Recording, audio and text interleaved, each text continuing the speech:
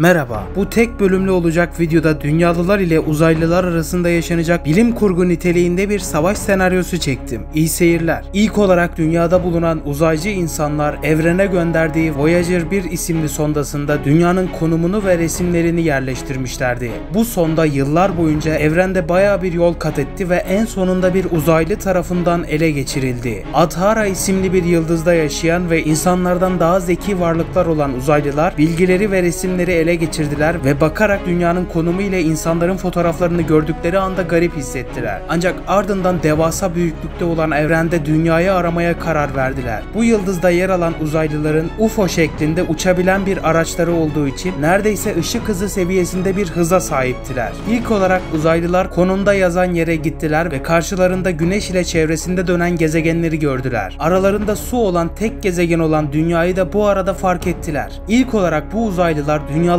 parlak bir cisim şeklinde göründüler. Böylece dünyada bir panik hali oluşmaya başladı. Uzaylıların amacı kötüydü. Yani dünyayı ele geçirip kendi yedek gezegenleri yapmak istiyorlardı. Bunun için de diğer uzaylı ordusunu çağırmak için Adhara yıldızına radyo mesajı göndererek hepsini dünyaya doğru yola çıkartıp buraya getirdiler. Çok geçmedi ki uzaylılar ilk olarak Amerika Birleşik Devletleri'nin Florida eyaletine inmeye karar verdiler. ABD ise onları hava savunma silahlarıyla vurmaya çalışsa da çok hızlı hareket ettikleri için savunma silahlarından kaçabiliyorlardı. Uzaylılar Florida'ya inerek hızlıca ele geçirmeyi başardılar. Bunu gören Amerika ilk olarak bir kısım askerlerini oraya gönderdi ve uzaylıları vurmaya başladılar. Ancak uzaylıların yüksek teknolojili ışınlanma yetenekleri de mevcuttu. Ayrıca silahları alevli bir lazerden oluşuyordu. Bu yüzden ateş ettikleri anda farklı bir noktaya ışınlanabiliyorlardı. Durum bu olduğu için Amerikan ordusu uzaylılarla baş edemiyorlardı. Uzaylılar kısa süre içerisinde ABD tarafından gönderilen 100.000 Amerikan askerini alevli ve lazer silahlarıyla yok ettiler. Böylece Florida'dan sonra güneye doğru ilerleyerek toprak almaya devam ettiler. Uzaylılar dünyadaki süper güç devletin Amerika olduğunu biliyorlardı. Bu yüzden dünyayı almak için ilk olarak ABD'yi yok etmek istediler. Öncelikle burada Adhara Uzaylı Devleti isminde bir ülke kurdular. Bu uzaylı devleti kısa süre içerisinde Georgia ve Alabama'dan sonra Carolina ile Virginia'yı da ele geçirdiler. Süper güç denilen Amerika bile uzaylılara çare bulamıyorlardı. Çünkü dünya dışı yetenekleri mevcuttu. Bu arada ABD şu şekilde iletişime geçti. Hey uzaylılar, lütfen dünyamızı rahat bırakın ve gezegeninize geri dönün. Bunun üzerine uzaylılar, dünyanızı işgal edin diye konum gönderen sizsiniz. Burayı ele geçirmeden terk etmeyeceğiz ve burayı başınıza yıkacağız. Ancak merak etmeyin, dünyanın kontrolü tamamen bize geçene kadar insanlarla savaşacağız ve hakimiyet bizim olduktan sonra aramızda yaşamaya devam edebileceksiniz. Fakat her şey yine bizim elimizde olacak, dediler. Bunun üzerine uzaylılar Amerika'yı ele geçirmeye devam ediyorlardı. Dünya dışı olan bu ordular ışınlanma sayesinde ABD'nin her toprağını hızlıca gidip işgal edebiliyorlardı. Bu sayede her yerden küçük bir toprak alıp ilerleterek büyütüyorlardı. Durum bu olunca uzaylı ordusu Amerika Birleşik Devletleri'nin tamamını kontrolü altına almayı başardılar. Uzaylılar dünyaya seslenerek bu size ders olsun. Süper güç yok oldu. Artık tek güç biziz, dediler. Bu sırada Kanada, Meksika ve Alaska'yı da ışınlanma yöntemiyle hızlı bir şekilde ele geçirmeyi başardılar. Dünya çok geçmeden uzaylılara karşı birleşti ve nükleer atmayı dahi düşünüyorlardı. Ancak uzaylılar dünyalılardan daha gelişmiş ve daha yetenekli olduğu için nükleer atsalar dahi oluşacak radyasyona karşı dayanıklıkları vardı. Çünkü uzay boşluğunda seyahat edebilecek kadar radyasyonlara karşı koyabilecek güçteydiler. Bunu düşünemeyen dünyalılar Kuzey Amerika kıtasını ele geçiren uzaylı devletini nükleer yağmuruna tuttular. Bunun üzerine ülke radyasyon dolu bir yer haline geldi. Fakat uzaylılar hala yaşamaya devam ediyorlardı.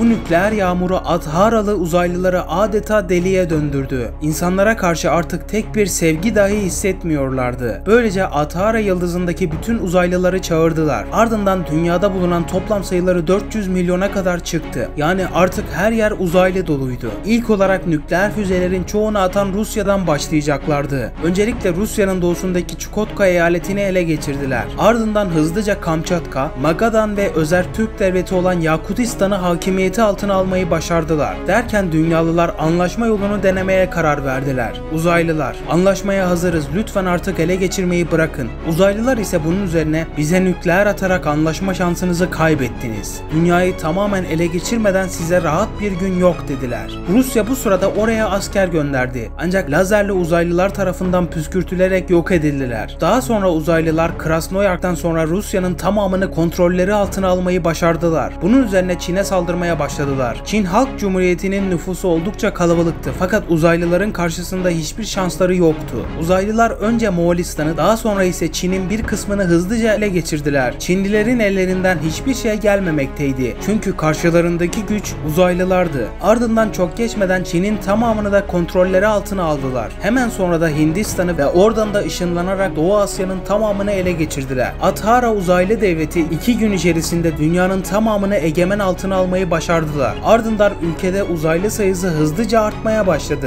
Kuzey Amerika'daki nükleer radyasyonu temizlemek için de Athara yıldızından özel bir alet getirdiler ve radyasyonu buradan temizlediler. Ancak çok geçmeden aralarında anlaşmazlıklar çıkmaya başlamıştı. Bunun üzerine Batı Athara ve Doğu Athara olmak üzere ikiye bölündüler. Batıdaki uzaylı devleti Doğu'ya savaş ilan etti ve hemen ardından Doğu'daki de Batı'ya savaş açtı. Kısa süre içerisinde de birbirlerine girdiler. Bu sayede nüfusları azalmaya başladı. Doğu tarafı daha baskın olduğundan ve Athara yıldızında da destekçileri olduğu için savaşı kazandı ve Batı'yı ele geçirmeye başladı. Doğu tarafı Avrupa kıtasını ele geçirdi. Ardından da Afrika'yı ve oradan da Kuzey Amerika'yı kontrolleri altına almayı başardılar. Çok fazla sürmeden de dünyayı tamamen Doğu Athara devleti ele geçirdi. Ardından da adındaki Doğu'yu sildiler ve Athara devleti olarak kaldılar. Dünyada hala yaşayan yaklaşık 3 milyar insan kalmıştı. Uzaylıların sayısı ise 2 milyara kadar ulaştı. Bu sırada uzaylılar insanlara sizi bizden kurtaracak kimse yok diyerek büyük konuştular. Ancak bu sırada manevi güçler dünyaya sadece uzaylıları etkileyen ve içine doğru çeken bir kara delik gönderdiler. Ardından dünyada bulunan uzaylılar bu kara deliğe doğru çekildiler. Yaklaşık 2 milyar uzaylı kara delik tarafından içeri alındı. Böylece dünyada bir tane bile uzaylı kalmadı.